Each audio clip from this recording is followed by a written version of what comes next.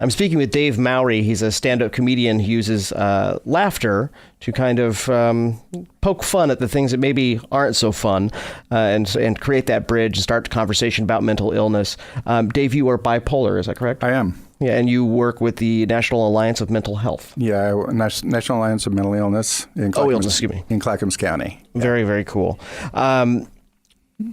So you have taken comedy as your way to communicate this message and to I imagine to deal with your own issues. Yeah, it's there was a class. Clackamas County brought in a comedian. He's a comedian from Vancouver, BC. Name's David Grenier, and he started what's called Stand Up for Mental Health, and where he teaches stand-up comedy for people with mental illness. And I took that class a year and a half ago, 2 years ago. Okay. Year and a half ago. So, and learned how to do stand-up comedy. We've done 10 performances so far from Seattle down to Salem. Very cool. But before I started doing this, took the class, my story was just pretty much just sad. It was a story of loss, a lot of loss, a lot of mourning, lots of job opportunities, lots of businesses, lots of time with my kids, lots of, the income. So it was hard. And so it was sad. And I did, the Oregonian did a feature article on me on July 3rd, 2011. Okay. And it was, I was expecting, a nice little story on page 3 or whatever. Right. There, when it came out, I was on the top picture of me. Awesome. And then front page, and then 3 pages inside. And so it was very extensive. Wow. So, but reading that, my story was sad. So what the stand-up comedy did for me was it totally changed my perspective on things. Right. Now it was transformative for me. And now my story is not just sad. I see the things in a different light. I see the humor in things.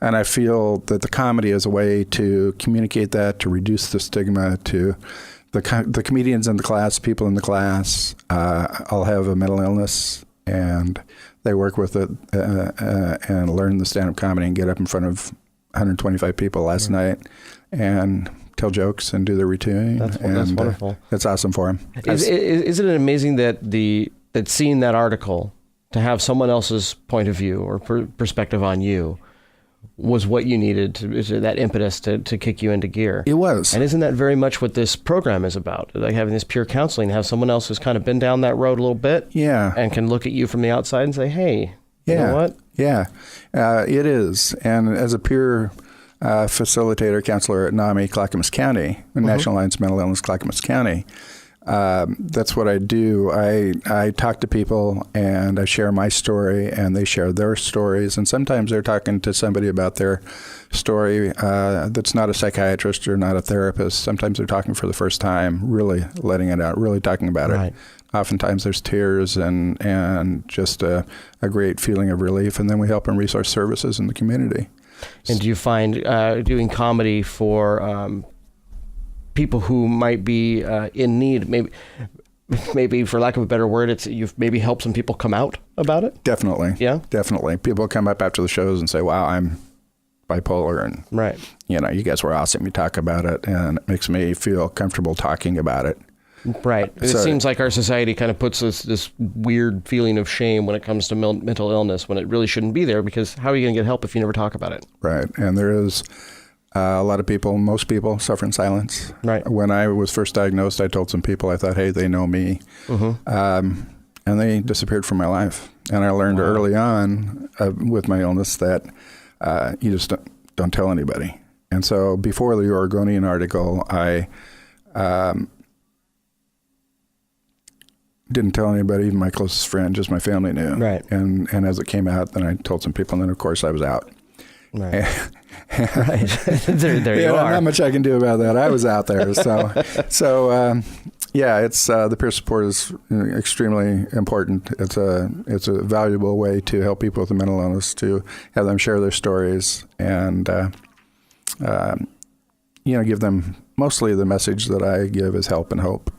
And there is help and hope. Yeah, I would imagine so. So I imagine doing what you do, doing this stand-up comedy and kind of getting the message out that way, it's very much a non-traditional way of handling this issue. Yeah. Is there other ways that you would like to see that these non-traditional? Let me state this again.